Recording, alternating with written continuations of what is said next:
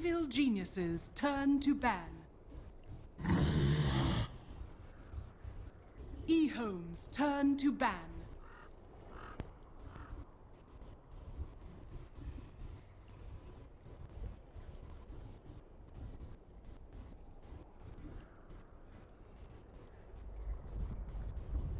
Ten seconds remaining. 5 seconds remaining. Reserve time.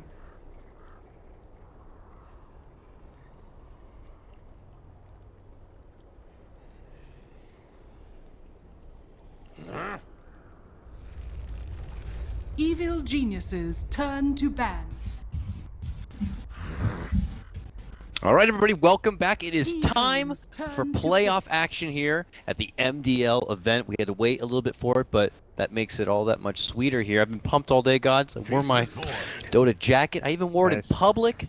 That's how confident I feel. Ooh, today's a great day. I'm looking forward to it here. We had to get out of a very hairy tiebreaker situation over in Group B. Everybody drawing against each other with the exception of Mineski. It was a hard trip for them. And then over in Group A, of course, we got to see the end where EHOME and LGD were just battling it out to see who could get that bye into semifinals. EHOME coming up a bit short, very hard fought. And now they're going to be squaring up against EG, who did come in third, of course, in Group A. Now the draft is underway. Of course, Mikado Guy going to be joined by Parker. Let's get into this draft and let's talk Dota. Oh yeah. So EHOME. First Faceless Void on the side of Evil Geniuses. They pick up the Vengeful Spirit, followed up with the Invoker here. This comes after EHOME, of course, banning out the, classic EG Lone Druid here, Bat Rider, of course, and EG getting rid of the Earth Spirit and the OD. EG, if they're not the OD themselves, they always seem to be prioritizing it as their first band, and then we'll always follow it up with the Sumail Invoker. After glancing over their recent draft history, this is seeming pretty repetitive here for EG.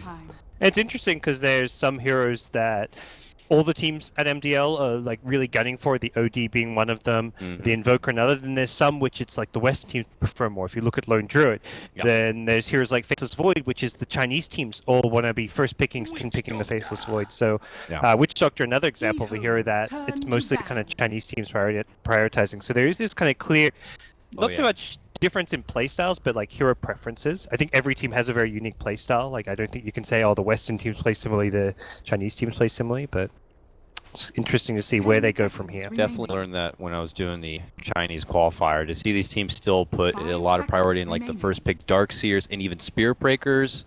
I thought I was being taken back a bit of a page, and when we didn't see a lot, like you said, the Lone Druids still flirting around with like Death Prophet. I thought Death Prophet was something they weren't good with anymore, but then not too long ago we saw Super play it very, very well for Vici Gaming, and look where they ended up. They got their free bye in the semifinals, so here we go. I can't help but feel like I have an early inkling this may be a Lycan game for EG, just based on recent trend.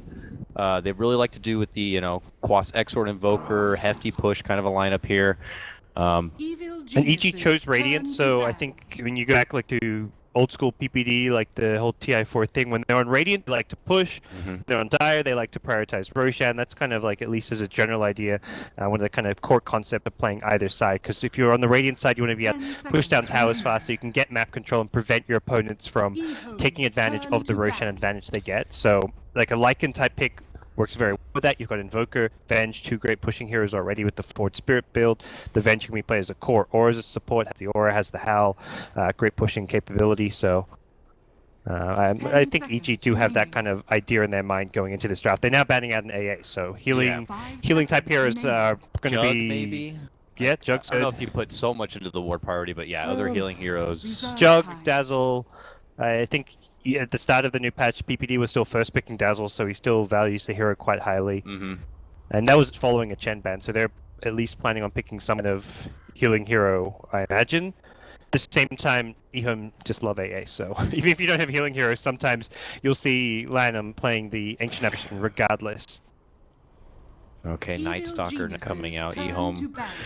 Still feel like the map control and obviously the site, especially if you got like a baseless void in the pocket who's looking to kind of set up the show for your team. I mean, already fantastic synergy a la TI4 between the faceless void and Witch Doctor, and if you happen to not really have the proper vision, you may miss just the Death Prophet. I mean, you mentioned the hero. It definitely fits the EHOME draft. True. Or the other thing, a good late game core we've been seeing a lot of these Chinese teams reach for, especially, is the Terrorblade, and could, you know, maybe go toe to toe with the push of EG. It's hard to know what EHOME are going to do because today's the first day they're playing with CTY. They didn't have him yesterday. They played majority of their group stage matches without like their kind of quintessential player who often in some ways defines their playstyle with his aggression and with like be it his crazy item builds or just his style in general. So he's such a key play for EHOME, and we've only seen them play today with him that it's hard to even like look at their drafts and games yesterday and say this is what EHOME's all about. He's still playing very CTY, I noticed as well, picking up that AM, and his itemization is always something just quite the spectacle in itself. But then when you really have to think about it in a different perspective, he knows what he's doing. He knows the hero, it knows its limitations, understands like I'm not going to be engaging a lot of fights, going Midas, baby. And love the AC pickup he had in that game against the Terrorblade too. Unfortunately, this came a bit short. It's a really good attitude and approach to have to Dota, like as a young player, that you don't just have to follow the cookie cutter build. You can kind of add your own flair and kind of rethink, like, yeah, people have been doing this AM build for the last 3 or 4 years, but why can't this work? Why not do something else like that has its own kind of viabilities? It's faster farming, you push out waves faster, you have less sustain, you don't have like the HP regen that Vlad's provides, but it works. I mean, I don't know how next level I'm going here, but maybe even throws off your opponents because they're like, oh, typically by now he's got his Manta timing, and then he's like, wait, well, he has a Hyperstone. What's happening here?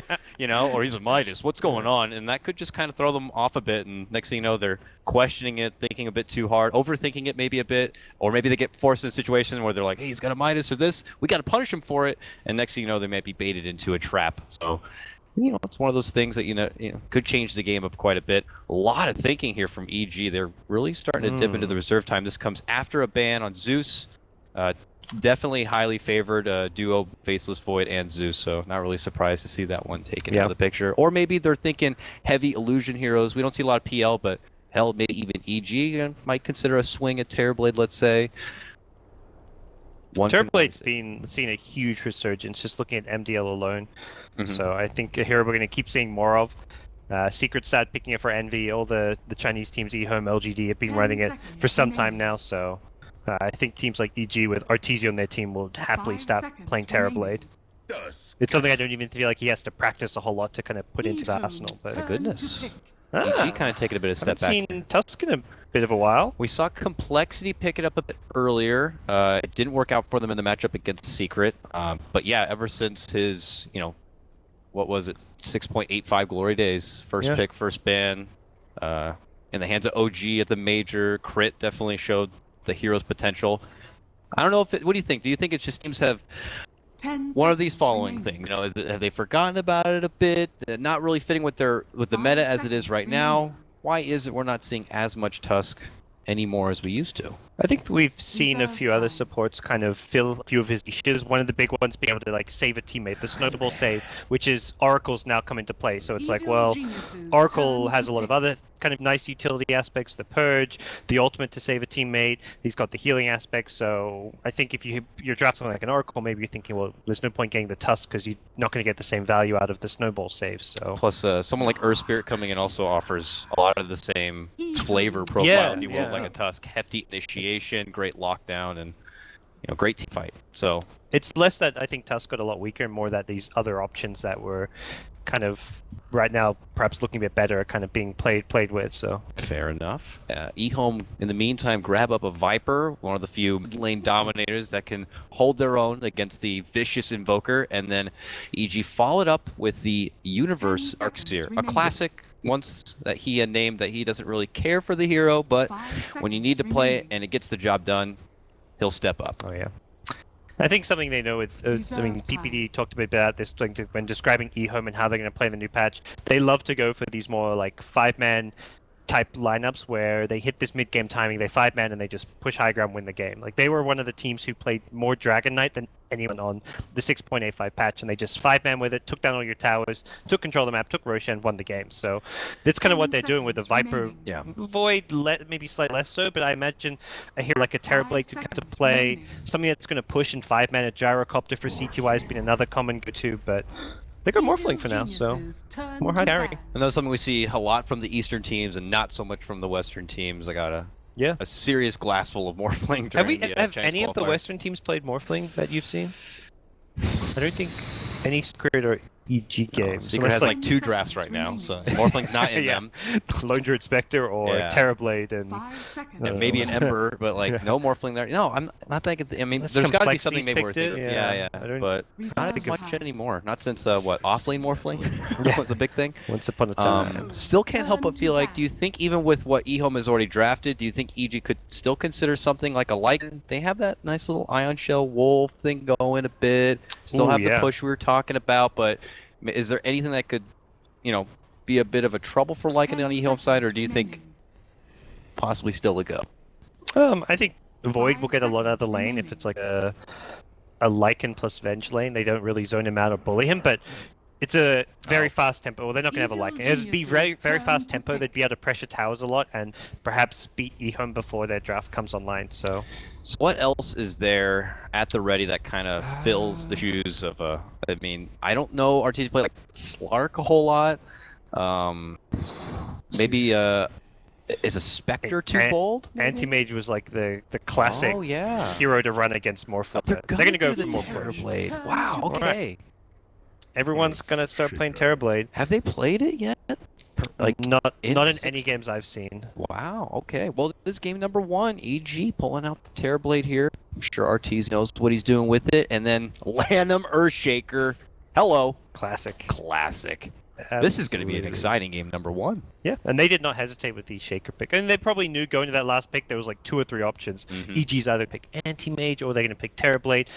The one big thing EHOME was kind of lacking, I feel, was catch. Right now, their initiation is purely the Chronosphere, which you want to save for a big team fight. If there's one hero solo split pushing, be it an Invoker or a Terrorblade, and you want to catch and pick him off, you have nothing really. So their 5th pick had to be something like either a Lion-type hero or Shaker to give them that ability to catch and punish any split push coming out from a Terrorblade Invoker-type hero.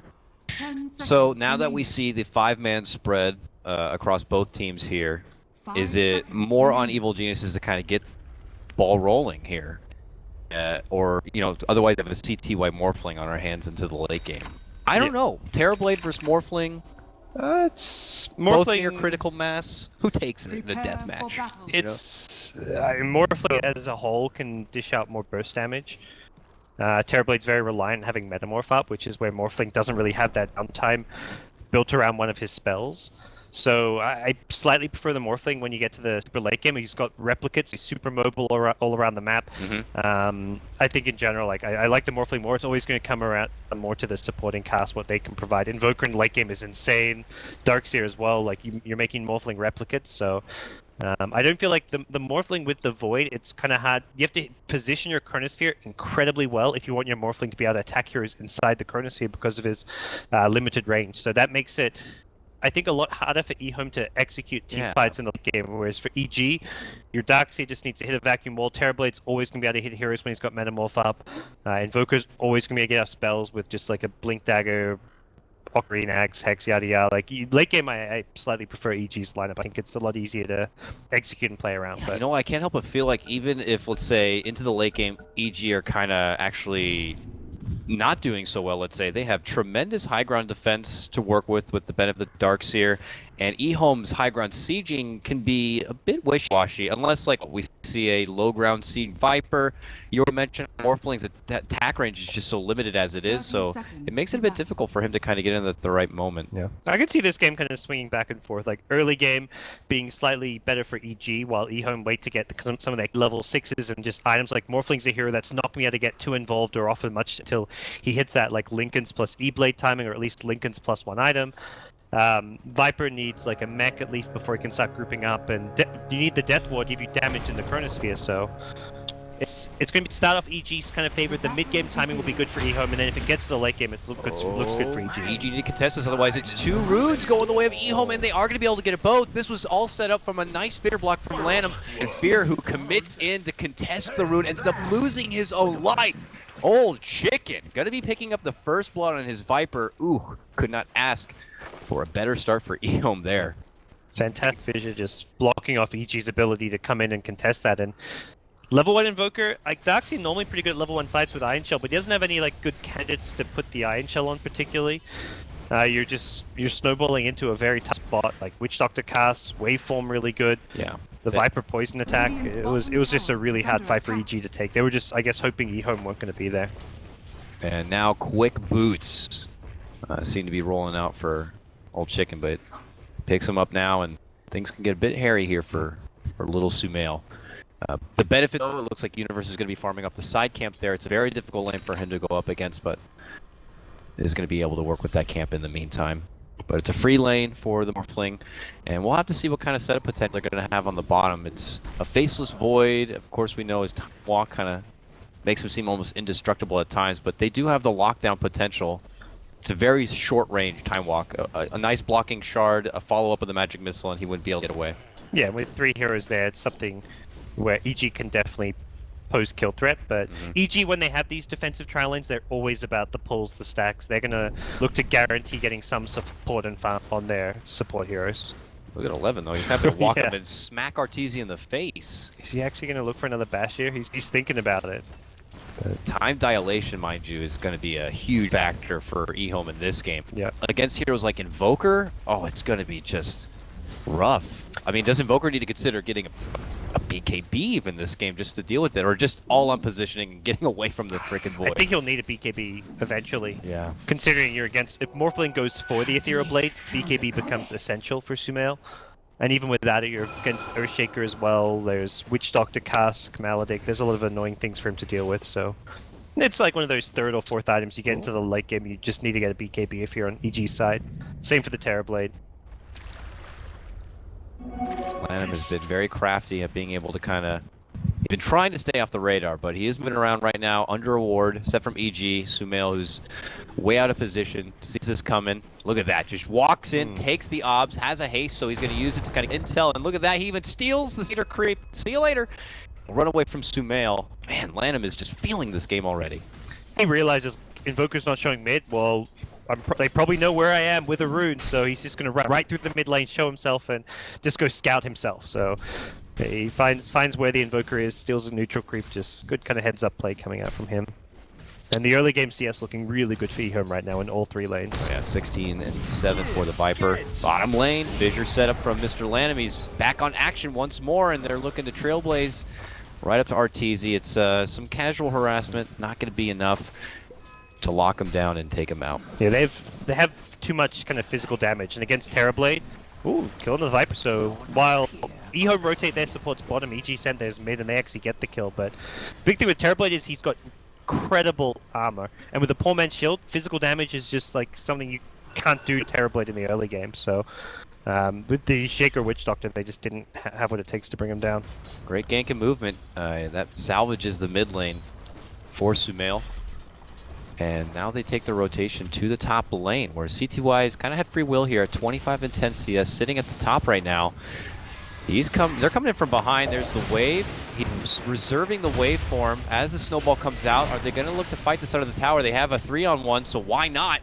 And they begin to make move with the help of the Iron Shell and some right clicks. It looked that they have enough to kind of force him down, and there he will finally drop, making him work for it quite a bit. But EG will be able to pick up another kill and push ahead 2-1. Yeah, great movement from EG. The support's finding the kill mid, and then recognizing that EHOME sent their supports bottom, which had to have been a TP from the Witch Doctor, I imagine. So they're like, okay, Witch Doctor's bottom, he can't get back top, let's go kill Morphling. You've got Snowball to chase him after the waveform, so...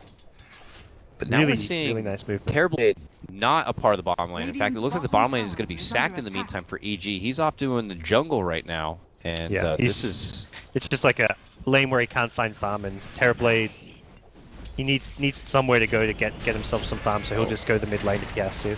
I don't think you're going to be getting that Viper. He is hiding under that tower. Very safe positioning from him, and this guy is going to get scary. Old 11 now has second most CS at 26 and 4. Has just picked up a tier 1 power. He's had all he could ask for in this bottom lane, and he's getting pretty close to his level 6. Now, when he does get it, going right for the Chrono, I assume.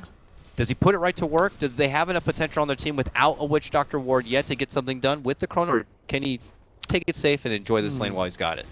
He can if he's got the right heroes around him. If you're trying to kill someone kind of harder to kill like an Invoker, you need like a Viper there with you.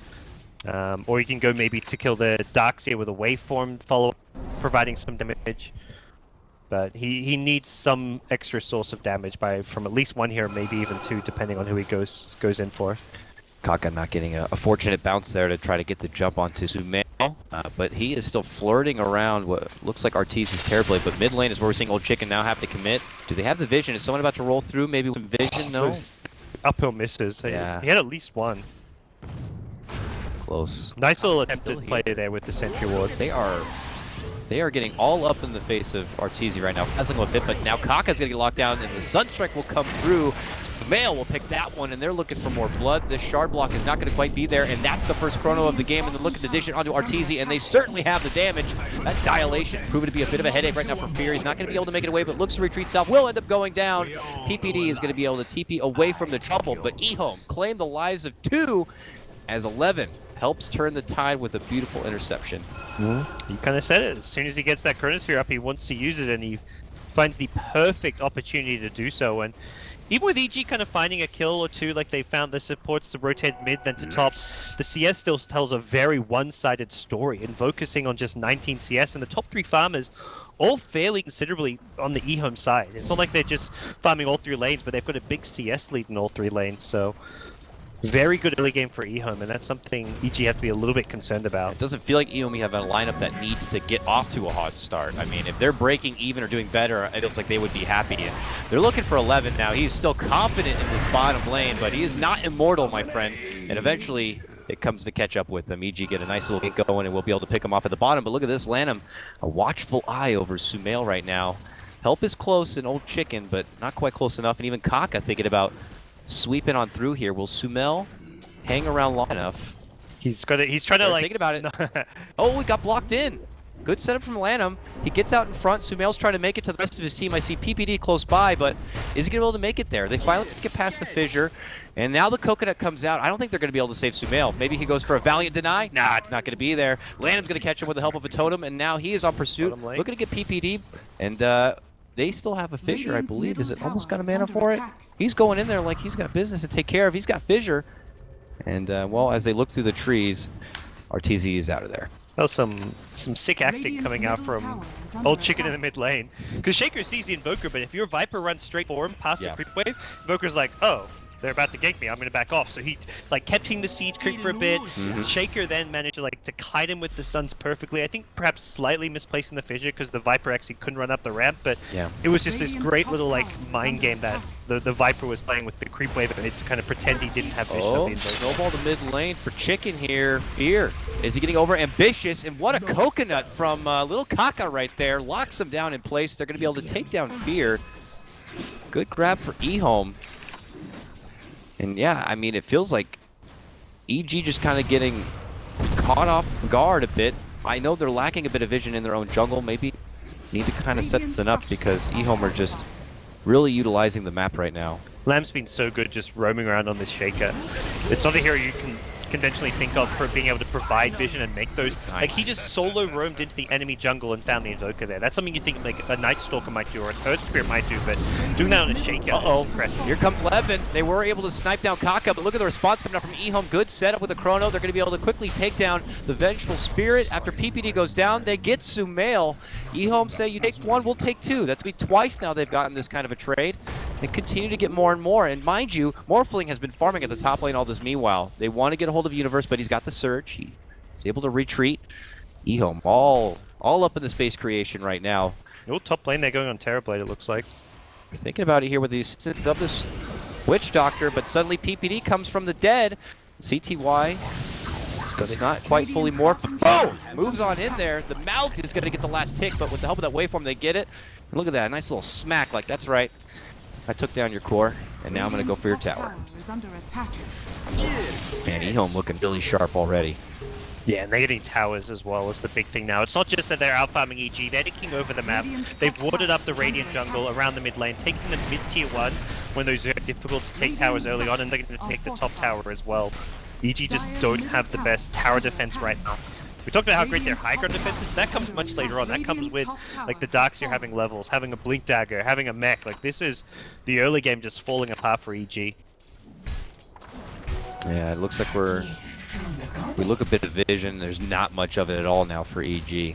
So it feels like the steps that they want to take even to kind of move as a party and maybe kind of set up some sort of foundation for themselves is not really an option right now. And because of that means very limited farm options for someone like their Terrorblade, which is trying to be their insurance policy. He's stuck in jungle duty in the meantime, which is Universe's also. So you got multiple jungle farmers happening here. Sumail's found a spot at the bottom lane, but it just feels like the food is very scarce right now for EG. And we gotta see what the bounce back play is gonna be. And what would you wager that bounce back play is for EG right now? It's not like they have the benefit of a Croto, and the vacuum wall isn't, you know, might have to be used more defensively here. If speaking of which, man, Universe. Yeah, I think they chain together a couple pickoffs. They're not really set to team fight until much later on with the Darkseer focus, so yeah, they want to try to just find pickoffs on lone heroes. But if EHOME maybe recognize that, that's where they just go for that classic EHOME 5-man around the map. And they've got such a good farm lead. They're actually pretty good at sieging towers. With mech plus Vlads, they could actually 5-man. So EG, any hero who's not 5-manning, go and pick them off. Like, smoke up with Venge plus Tusk plus Terrorblade or something. Invoker can farm and just offer Sunstrike and look for those kills. Viper is able to take down PPD here. Looks like they just crossed paths as PPD maybe was going out. He did plant a ward, so he had to sack his own life to get this extra bit of vision. Meanwhile, we saw that Faceless Void kind of, you know, just confidently striding in the lane, farming, and EG are looking at him like, what? We can't do anything to this guy. He's ready for a Chronosphere. He's just going to time leap away and get all his life back. This has got to be frustrating right now. He's causing all these problems. Viper's in the jungle causing problems while Morphling free farms, so there is so problems for EG to solve, and I think the maybe biggest problem now we're seeing with their draft is they've got 3 heroes who need farm to come online. Darkseer's an offlane isn't a hero who can play selflessly. He can't just move around the map with level, like, not like a clockwork. You get level 6, level 7, you say, look, I'm poor, we're not doing well, but I can roam and create space. Darkseer, if he's behind, has to catch up through farming. Same for an Invoker, same for a Terrorblade. So EG, all 3 of their cores needing this farm to kind of catch up and get back into the game means a bad early game really sets them into this kind of impossible play from position. I can't but feel like the EG game plan was hopefully to have this Venge Tusk duo go out as like Bash Brothers almost, with the assistance of Sumail via Sunstrike, and continue to get a couple of picks that would eventually lead to bigger bounties, bigger farm, and being able to snowball forward and allow the Terror play to get the space. But that is happening on the other side of the field for EHOME right now. They have the better tools, the better farm. You know, of course, thanks to great setups early on, a nod to Lanham for that, and we're seeing EHOME just, It's so much to their early game. Yeah. Small things like getting both bounty runes and a first blood, that changes the dynamic of the entire game. If EG don't give up first blood and just split bounty runes 1 apiece, this game could have developed entirely differently. And the other player you mentioned, Lanham on the Shaker, just making all the plays he did was just huge. Arteezy, who was kind of hustling back towards the mid lane, gets caught out, makes it up the stairs. Thank goodness those are there now, but he's still in a lot of trouble as he is scouted out by Mr. 11 here. And time dilation fissure, he's going to be happy and confident to reserve the ulti. Arteezy, I'm sure, is not looking to, well, he doesn't even have the mana, of course. It's just a slow and painful death there for the Terrorblade.